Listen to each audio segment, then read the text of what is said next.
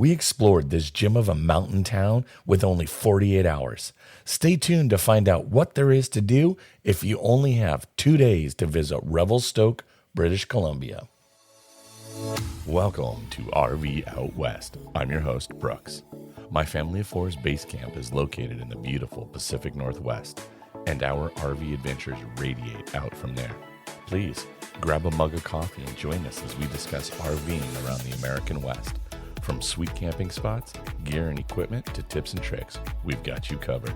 We are RV Out West. Revelstoke, British Columbia is primarily surrounded by the Selkirk Mountains, which are a part of the larger Columbia mountain range system. Geographically speaking, Revelstoke is about 300 miles from Sumas, Washington, and the border crossing. The mountain town of Revelstoke is exuding a great outdoorsy vibe. From coffee shops, tap rooms, to outdoor gear shops, everything and anything one would want to do outside. Revelstoke is the base camp for which one can launch. Climbing, hiking, paddling, mountain biking, snowboarding, and skiing, just to name a few. What's cool about this town, though, is that it isn't pretentious or bougie. The people that we met are down to earth, proud of the area that they call home, and they are all so nice.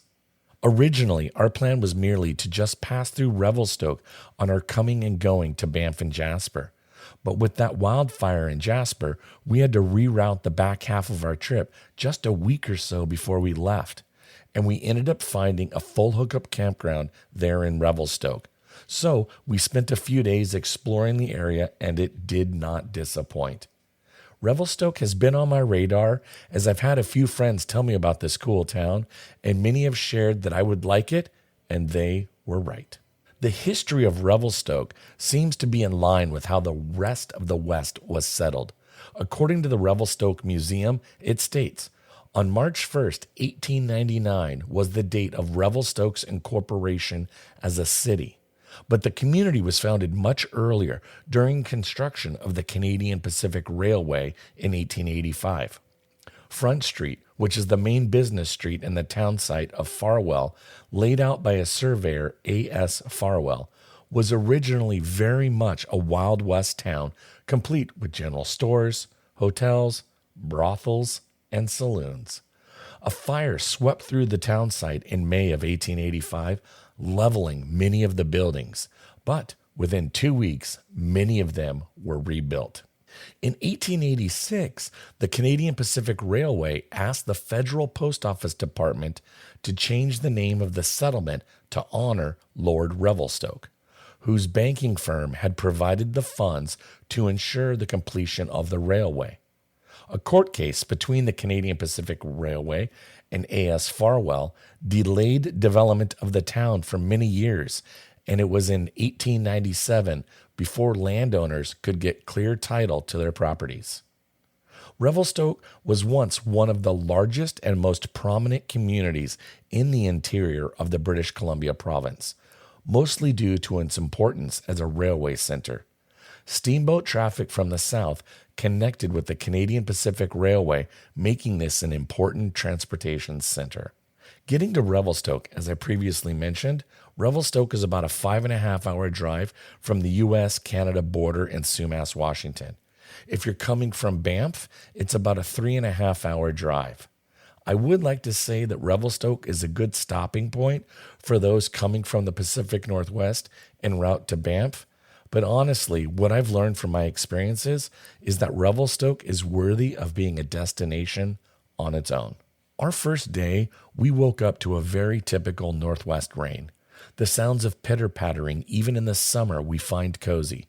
It did mean that some of our plans we would need to readjust for, but either way, our first destination was a wonderful coffee shop that had been recommended to us by a friend of mine, Kristen, who's the publisher of Paddling Magazine, whom I used to work with when I worked back in the paddle sports industry.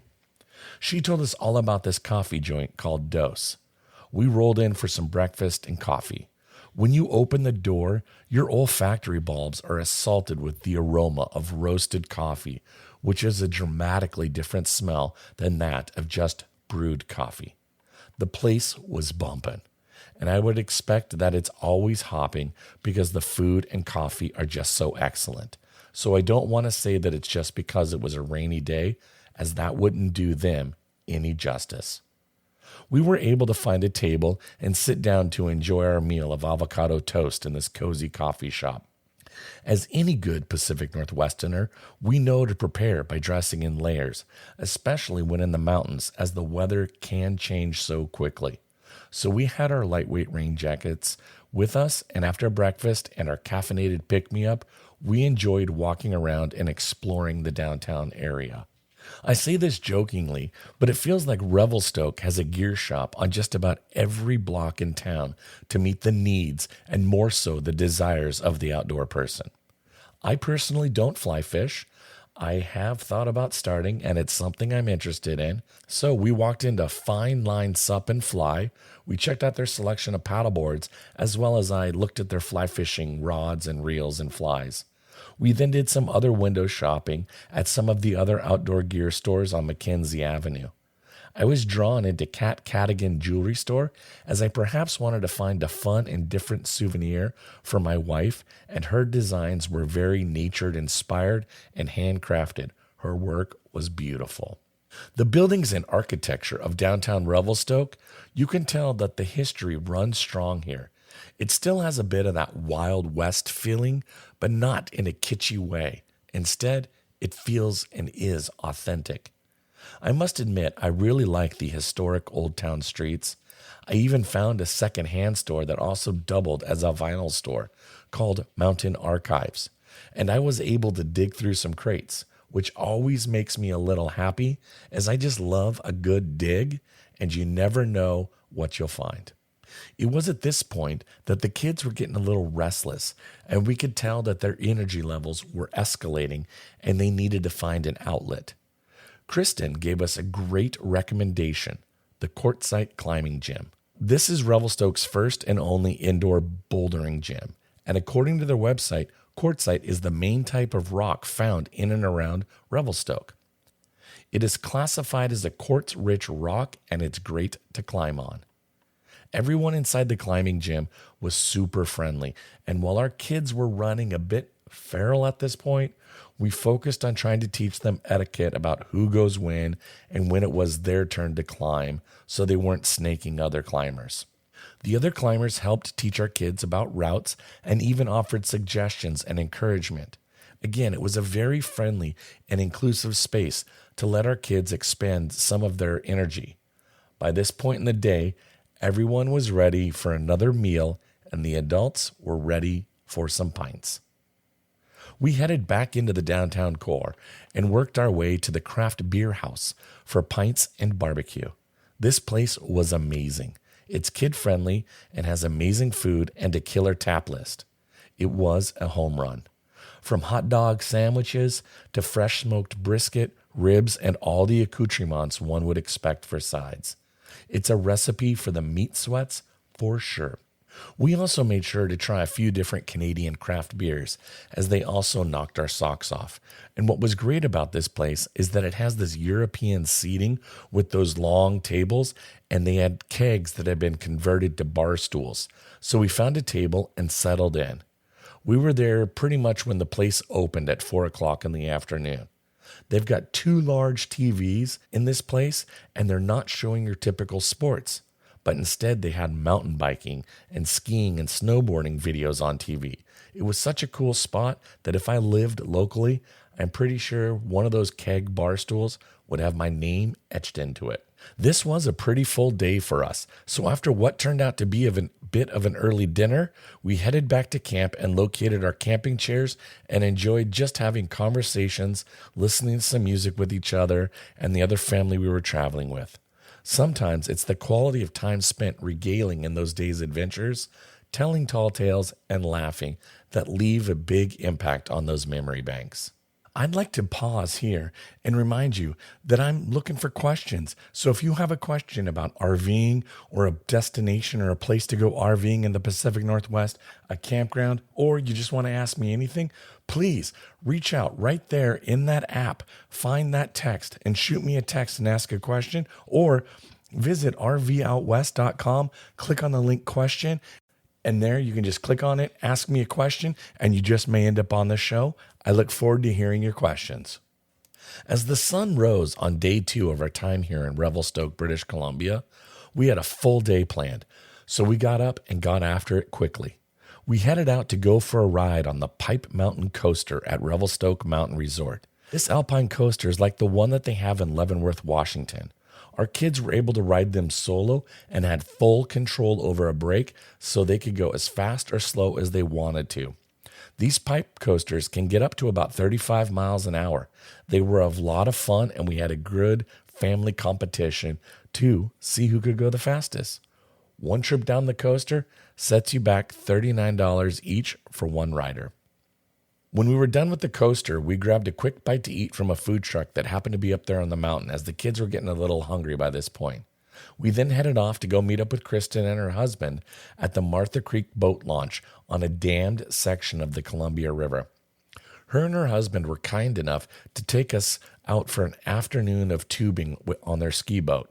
We dragged the kids around in the tube for some on-water fun. It was so kind of Kristen and her husband to take us out, and the kids had a blast. The kids were pretty tuckered and hungry after spending an afternoon out on the water, so we headed back into town to go to one of Kristen's favorite places for pizza, the Village Idiot. When you walk into this pizzeria, you can tell that this is where the locals go as well as those who are visiting. The walls are coated in stickers of all sorts, from ski and snowboard brands to mountain biking brands to, well, if you ever find yourself there, I challenge you to see if you can find the RV Out West sticker. The Village Idiot has a full bar, and their list of pizzas is fantastic. We ordered like we were spending an afternoon with Anthony Bourdain. I think for our party of 10, we ordered 5 large pizzas. It's a great environment that, again, has those long tables with that kind of European seating style, and it feels cozy, and it's designed to have engaging conversations with one another. Each pie was delicious, and I totally recommend you eat here when you find yourself in Revelstoke. You would think that eating 5 pizzas would be enough to feed a small army, and that after this, our children would be completely full, even with us taking leftover slices to go. Well, that was not the case. Located just across the street from the Village Idiot is the Sugar Shack. Yep, our kids just had to have dessert, and so we waited in line that went out the door for an ice cream cone. The line moved surprisingly quickly, and what few bites I could dad tax, the ice cream was super tasty. The Sugar Shack has all the toppings that you could ever add to your cone as well. It really is like a diabetic crack house. After the kids got their cones, we wandered down the streets as Revelstoke has this cool live music scene with a stage and a closed-off street so that local bands can play on Friday and I think Saturday nights. It's free to attend, so we wandered down, listened to some of the music while kids wrapped up eating their ice cream. This second day was a full day of exploring and play, so we were all fading pretty fast, and we knew that the next day was a travel day for us, and it was going to be the final day as we had an almost 7-hour drive home.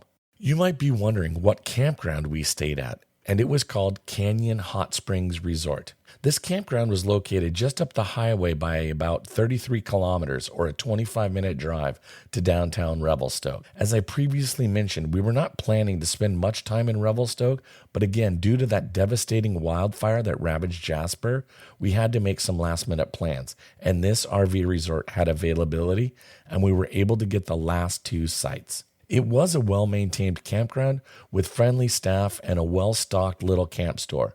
2 things to note about this campground. They have a mineral pool, which looks more like a pool than a hot spring, but the cost of using the mineral pool is not included in the campground fees. For our family of 4, it was going to be about an additional $80 to use the pool, and I can't remember if that gave us in-out privileges or if we could only use it for half a day. Luckily for us, we had other plans, and so by the time we got back to the campsite after a full day exploring, the kids didn't ask much about going to the pool. The other thing to mention is that this RV resort is located very close to some train tracks, and a few trains did pass and rumble by the campground. Personally, I didn't find it that annoying, But if you're a light sleeper or in tune to these types of sounds, then that should be a consideration or something for you to think about. As I had mentioned, on one of our days, we had a local friend of mine as a bit of a tour guide, Kristen, and she had shared a lot of info for things for us to do. While we only had 2 days, so we made the most of it for our family, but I also wanted to share with you some of the things she shared with me that we were just not able to make happen on this visit. Hiking. McCrae is one of her favorites and goes to an alpine lake and has a cool scramble, but it's a day mission, including the drive, about 3 hours to the top. Hot Springs. Halfway Hot Springs. You go south on Highway 23, cross the free ferry, and go 12 kilometers up a dirt road to get to natural riverside hot pools. Drinks. The best place for cocktails is Monashi Spirits. The must-go restaurant for the Revy experience is Pizza at the Village Idiot, which I covered. Nice diners are the 112 Steakhouse and Eagle Pass Lodge. And for beers, there's Rumpus and the Craft Beer House are the go-tos. The difference is the Craft Beer House is kid-friendly and Rumpus is not. The town of Revelstoke is worthy of a trip in and of itself. This mountain community is simply beautiful and amazing. It should be a destination and a place that you add to your list of places to visit. With so much outdoor activities, it has something for everyone. It feels like a true mountain town that hasn't been spoiled by too much development and the abuse of dollars that make it only affordable for the wealthy. It truly is a special place, and we will be back.